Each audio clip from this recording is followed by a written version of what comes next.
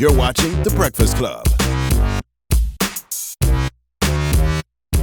Morning, everybody. It's DJ MV Angela Yee, Charlamagne the God. We are The Breakfast Club. We got a special guest in the building. Throwback Thursday, Slim from 112. What's Slim, up? I know you're not chewing gum on the mic. Yes. Oh man. Yes, I am. Sorry. Okay. Now, Slim, I'm tell you something. You put a lot of pressure on yourself to stay fit with that name. Oh man. You know what I'm saying? Yeah. And you know what? I mean, You can't gain no weight. I gained 5 pounds. Everybody say I'm fat. Hey, it is what it is. Well, hey. So you're back on this Bad Boy reunion tour. Yeah. Are you on the tour? Yeah, I'm The on the whole tour. The whole group's on the tour. Okay. Yeah. Are you afraid Diddy not paying y'all? Oh no. Well, we already. Money in the escrow? Everything's great. Okay, got you. Everything's great. Now, why Everything's did good. 112 break up anyway? Well, 112, like on the last album, everybody started having, they had their own individual outlooks of what they wanted to do musically. So, Right. everybody wanted to do. I think that with 112, everybody kind of got spoiled too. Every single we came out went platinum. All albums went multi-platinum or whatever. So I think that they wanted a challenge, and everybody wanted to do something different. So that's what pretty much But happened. it never worked out, really. Well, it worked out for me. For you.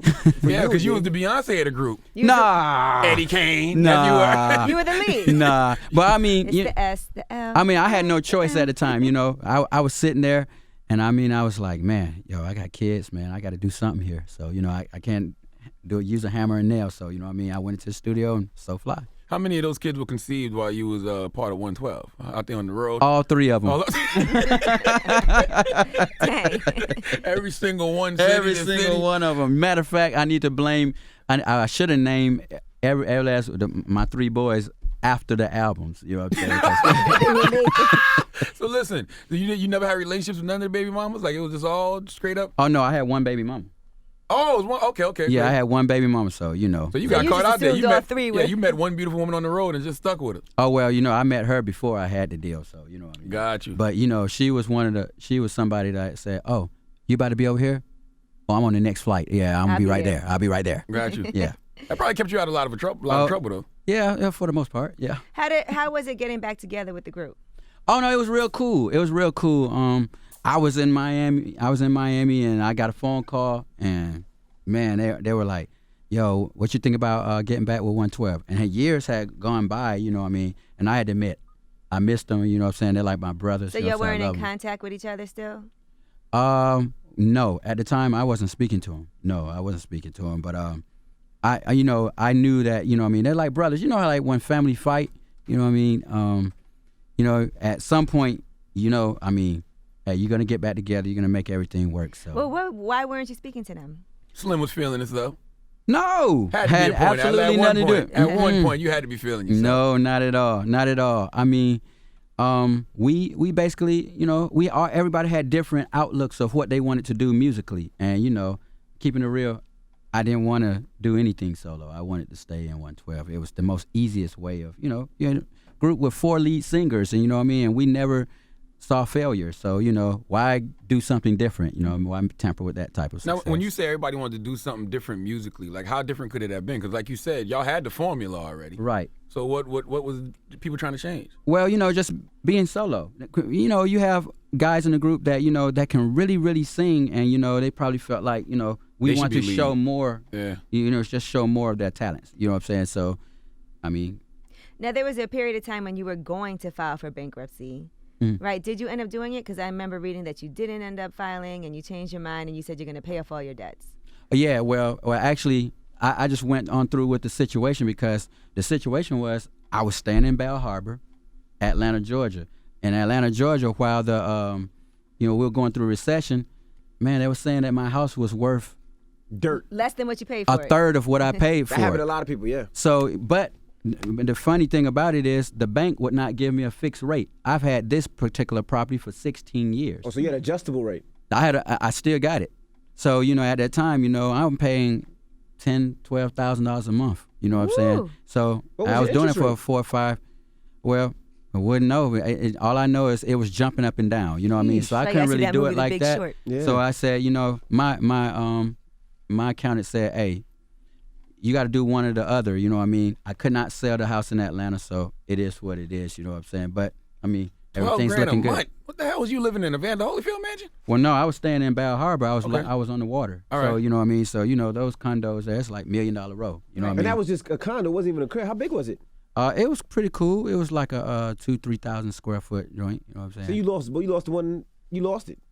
No, I didn't lose. Oh, you didn't No, lose, you I still didn't had lose that condo. you No, still I had just, one. yeah, I just, you know what I mean? It was a lease. Okay. So, you know what I mean? So I just, you know. You let that go. I let that go. Came back to Atlanta, and now I got all my bearings and stuff straight. Like, I'm real straight. So what you got know now? You what went I'm and got you a nice double wide, paid for. You Well, know what I'm saying? Like a country boy do. It's nice. Now,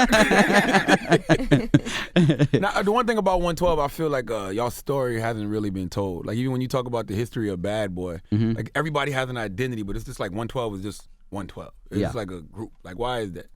Well, you know what? You know, when we first came out, we weren't interested in letting everybody know exactly who we were as far as like individual. It was more about the brand. So a lot of times people, for a lot of part of our career, everybody knew of our songs. You know the Only Yous and You Already Knows and Anywhere. You knew all those Cupid. records and Cupid, yes. That's my song. You know, it was crazy, but people didn't know who Q Mike Slim Deron was. And for the first time, you know, I think that was probably one of the reasons why 112 wanted to take the hiatus and say, this is who I am individually. You know what I mean? So yes, we are still writing our book. You know what I mean? Like, you know, there are talks where maybe we might consider doing another album. But, you know, it's just a little weird listening to how music is. You know what I'm saying today. Now Biggie would have been 44. What Biggie memories do you have? Nobody ever asked 112 about their Biggie memories. Man, well, we got a lot of them. You know, we always kicked it with, you know, when we first moved from Atlanta, Georgia to New York, man, we were kicking it with Faith and Big straight up. You know, they were bringing us to like shows and stuff like that. And you know, Big always had respect for 112, like always. Like he would always say, "You're about to be them boys." Like, and he used to tell Puff like, "Boy, you know who you just signed? Like, look at them boys. Like, y'all about to be them boys." So he used to bring us, and he used to really be on me as far as like, you're the lead singer. You know what I'm saying? You're the lead, so you gotta, you know, you gotta show presence. You know, you're a small guy. Everything you gotta do is big. You know what I'm saying? And then like, if I had a camera back, you know, we didn't have cameras and stuff like we do now, but if I could have filmed that, just for him to right before he's about to go out on a show, and he'll be like, "Yo, Slim, you paying attention?" And then he'll turn back around, and then you'll see him walk toward the crowd, and the crowd goes absolutely nuts. You know what I'm So saying? he was like a mentor. Of Yeah, sorts. he was like a real mentor. How come y'all didn't do more music with each other? It seemed like y'all should have did a lot more music. Well, you know, man, everything kind of went by really fast. You know, like with the passing, like when we came up here, man, see, our album came out in '96, and look, he passed still in the '90s. Like, so it, you know, When y'all signed? We signed in '94. We were still in like high school. Okay. You know what I mean? He came to Atlanta, and basically it was like, you know what? I'm feeling these boys, whatever. So when Who we set came, it we up? moved up here. That don't even founded y'all? sound right. Who founded y'all? Well, it was this guy named K. Wells. He was our manager at the Okay. time. And, You should have paused that though. Came to Atlanta, feeling these boys. well, no, No. pause, man. You know what he meant. You know I ain't talking about. Come on, man. I would have just paused that just because. Well, that's a big pause right there, Yeah. but you know what I mean. Yeah, any other Yeah. city? Okay. Yeah, well, you know. But I mean, you know, we sang in front of 112, you know what I'm saying? So, Yeah. boom. So, you know, well, it took us a while, but you know what? For the time he was there, we did do a few songs with him, you know what I mean? So Y'all did what? Only You. we did Only You. We did Sky's the Limit. Sky's the Limit. Missing You. Sky's It the was Limit. another version of Missing You on there, and then you could tell of his respect because look how many times he mentioned my 112 CD blast. Yeah. You know what I'm saying? Room You know, 112, where the players dwell. And how did y'all get the name 112? Well, we sang in front of the club 112. We weren't old enough to go inside of the club. So you had to sing outside. We had to sing it. Man, I got my ass whooped so bad. Like, I snuck out, you know what I mean? Like, my mom's evangelist, so, you know what I mean? Like, she really wasn't feeling the whole secular music type of thing. So, you know, I literally had to climb out of the window, you know, met up with the guys, went out there. It was raining. Well, I was like, man, I looked at Puff and said, hey, I'm from Cleveland Avenue, straight from the ATL. Hey, you mean to tell me all I got to do is sing this 1 or 2 songs and it's going to change my life? We gonna sing to y'all, you know what I'm saying? What We song sang did you acapella. We sang everything from Take 6 to Commission to Boys to Men, Jodeci, anything you want to hear. We sung, you know, one thing with 112, we could sing acapella, we could sing whatever, you know, so. Was it hard? Was it hard doing that? Like, was it hard walking up to Diddy? Like, 'cause No, I would think Diddy would have security and all kind of stuff. Nah, back then, so we didn't know who Diddy was. You know what I'm saying? I just looked at him like, oh man, hey, this is my opportunity. So you didn't even know, like, okay, this is the guy who used to be A&R at Uptown. He did Jodeci. He did Mary Didn't know J. nothing about. Like I said, like for me, the other guys might have known, but me, I could not listen to secular music at all. You from the South, like your folks. My mom was Jehovah's Witness. So, yeah, my mom straight up, Protestant. How your mama let you get in the group 112 and do all them songs? Oh, she didn't. Okay, so check this out. Okay, so all right, so my mom thought it was gonna be a phase. See, I was a nerd when I was in school. You know what I mean? So I had crazy scholarships and stuff like that. So when I started doing talent shows with 112, Mom used to think it was cute. Oh, y'all want a little talent show? Oh, that's cute. Look at little Slim singing. Yeah, you okay? Well, you make sure you sing like that at church. You keep your eyes on the sparrow. Yeah, you keep that. Yeah, exactly. You know what I mean? So, so it was like one of them things where like once I started trying to get a little serious, Mom be like, so what you doing? So you going to a studio? What time is it? It's 10:30, 11. Like what? But at that time, we were like, I was already trying to do my thing. And at one time, it felt like something straight out of a 5 Heartbeats movie. Like I packed up all my clothes, put it all in a bag, put it right there in front of the front door, and I sat there. And Mom, and I sat there. I said, "This is serious. I'm gonna walk out now. I'm gonna tell you." In the back of my eye, like, God, please. If I don't have no friends, please don't. But yeah, I just wanted her to know I was dead serious about it, and man, so how'd she get on board? Well, actually, she's not all the way in. Even still now to this day? Well, I'm just tell you right now, like, she appreciates, like, okay, you know what? He stuck with it. He's a man, and he said this is what he was going to do, and that's what it is. You know what I mean? But she's not going to be at the reunion tour. Well, no, I've brought her. Like, matter of fact, I had an album release party. Mm-hmm. I brought her to the album release party. You know what I'm saying? Like, so she's much more easier than how she was some years ago. Right. You know what I'm saying? But yeah. Is the 5 Heartbeats your favorite movie?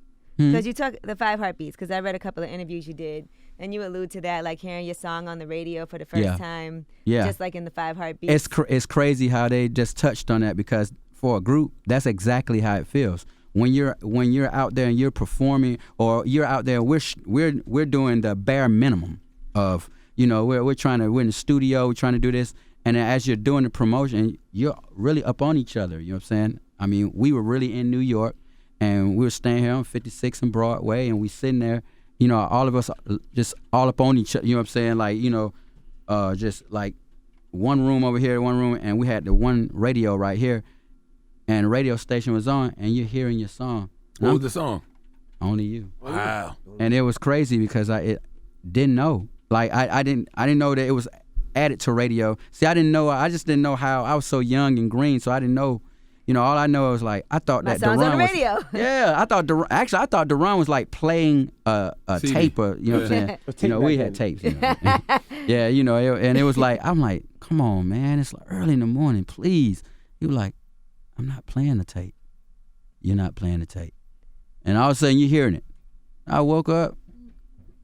Whoa, we're on the radio, and everybody went nuts. So they started hugging and high-fiving and man, it was just quiet silence, like, wow, this is really happening. I see y'all travel a lot with Jagged Edge. Y'all cool? Y'all and Jagged Oh Edge? yeah, oh yeah, yeah. You got into a fight with Kyle? No, that's my homie.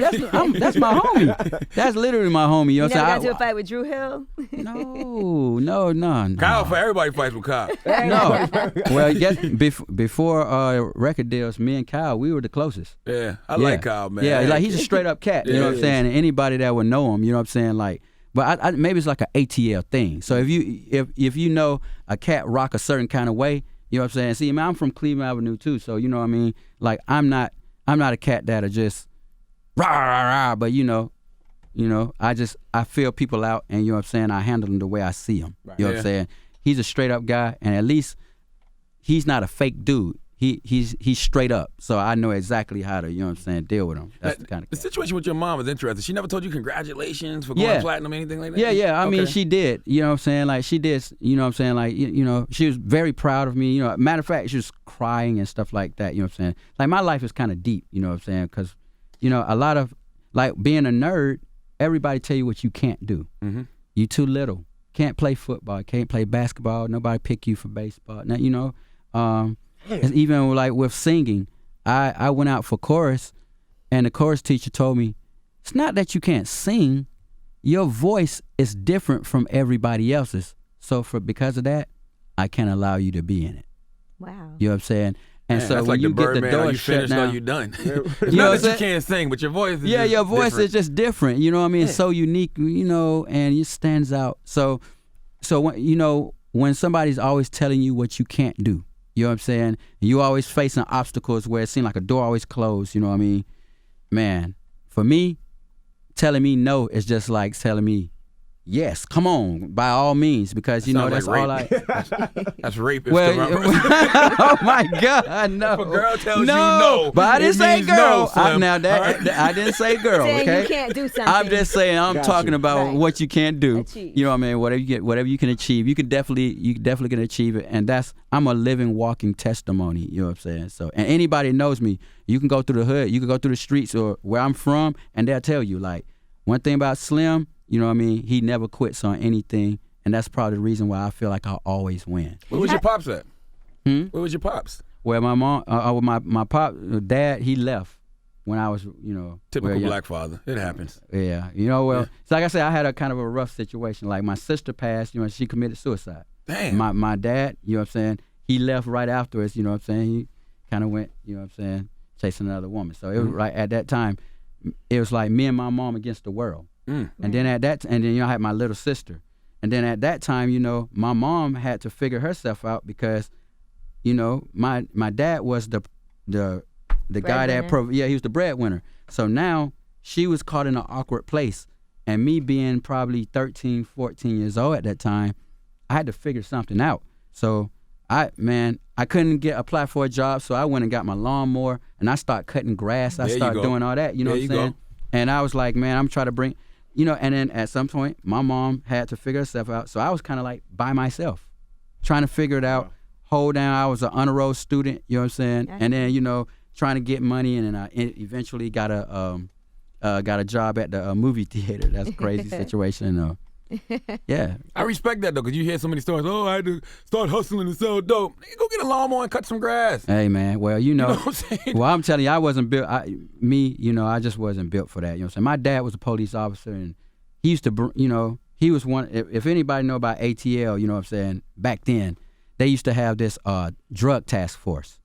They had the Red Dogs in Atlanta, and my dad was in the Cobras, East Point Cobras. 1 to 2 to 3 to 4, them dirty red dogs. There you go.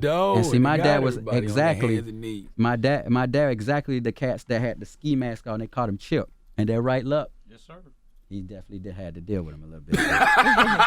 So you know, so my dad was like running a monopoly as far as the law was concerned. He was the probation officer. He was the guy that was kicking in your door if you know what I'm saying, like. And then putting you on probation. And then putting you on probation, you had to deal with him. Damn. Yeah, you know what I'm saying? So it was one of those situations. So he used to always come on. We used to always see, you know, like, okay, this is, you see this where, you know, if you see a successful person that's hustling or whatever, well, look at the cons or look at all the stuff that they have to go through to, you know what I'm saying, achieve this one little situation. You got to see that side of it. So you knew, I'm not doing that. And my dad used to always say, I remember one thing, if I didn't listen to anything, he used to say, they always talk about the trap. But the trap is exactly what the word is. It's a trap. You never get out. This is it. And that's the reason why I kick their ass. I do what I do. You know what I mean? I talk to them the way it is what it is. Because if they don't want to be hard-headed, to be smart and, you know what I mean, whatever, then, hey, I'm going to continue to put my foot in their back. Now, what's next for Slim? What's next for Slim? Well, right now I'm like, it's all about branding for me. You know what I mean? I got myself on a 3-year plan. I'm about to go to Hawaii. You know what I'm saying? I already got property, my kilo. I'm trying to build a spot. Oh, so you moving to Hawaii, you out of here. 3 years and you out. Well, I mean, as far as the music is concerned, you know what I'm saying? I'm always be involved with music, but as far as, you know, right here in the mainland and stuff like that, I'm a simple cat. Actually more like an introvert. You know what I'm saying? You must got some vagina in Hawaii. You don't just up and say I'm going to Hawaii. Not true at all. You know what I mean? Like, I started early. You know what I mean? Yeah. Like I said, I started really early. Sex-wise. Yeah, sex-wise, or you know what I'm saying? When did you lose your virginity? Well, I was my baby mama. Oh, your baby mama. Okay. All right. Yeah, well, my son is 21, okay? Hey. How So- difficult was it to be faithful while you were on the road with one woman and having all that success and being on tour? Oh, no, it was cool. Like, it wasn't, that wasn't a You problem. said she was showing up like, I'm But where you at? she I'm was one coming. of those, you know what I mean? She was one of those, baby mamas that, hey, so where you about to be? Okay, well, I'm about to be right there. You know what I mean? Whatever. So you never had issues with women on the road or I don't have anything no like that? issues. No, I don't have no issues. No, I don't do no issues. If anything, it was more about, being a responsible dad. Because, you know what I'm saying? Like, I had the situation of, this is how my dad used to be, you know what I'm saying? And I know how it felt. So a lot of times when I was recording on 112, I had my oldest son with me in the studio. Right. You know what I mean? Big shouts out to Puff's mom. She used to really help me out. Come get him so I could record, because sometimes I used to have him. I have one situation, it was like a song, the reason why y'all hear Cupid, I wrote 2 songs. One was another acoustic joint, but you would hear Trey in the background. I'm trying to make him go to sleep. And he was, I'm like, Oh, I thought y'all was trying to imitate Timberland with the baby sound stuff. I didn't know that was real. no, you never, Wow. no, y'all haven't heard that song. But like I said, I picked that other song because of that situation. But it's just one of those things where, just want to be a responsible father. You know what I mean? Now they're 16, 18, 20 years old. And you know what I'm saying? And I'm pretty proud of Well, it. look forward to seeing you Yeah, on and the- remember on that that when you tour, were on the man. road with the Bad Boy reunion tour this shit. You know what I mean? Hmm? Remember that when you were on the road with the Bad Boy reunion tour this year. You're good. a He's an responsible introvert. father. Oh, yeah. Well, I mean, I've been on all type. Yeah. We started tours since what? Ron Isley went out through New Edition, Janet Jackson. You're good. It's not our first. Well, we appreciate you joining us, bro. All the good shit, that's a festival now. We a little older now, Slim. Is that? Ladies and gentlemen, it's Slim from 112. Appreciate it. It's the Thank you. Breakfast Club. Good morning. Okay, you got your hair done. Your hair looking fresh and fly today. Thank you. I got my hair done. Now, the crew at Her Imports totally hooked it up. You see how good I look? I see why they're taking over this hair game, because nobody has hair this good. I see these weave companies on Instagram everywhere. I know, right? It's a hot mess. Every reality star or rapper jump off is trying to sell hair on Instagram. Her Imports are the industry pros. They have the real Indian hair. Y'all don't know? Check out the video on their website, herimports.com. The Breakfast Club. Every weekday morning. Tune in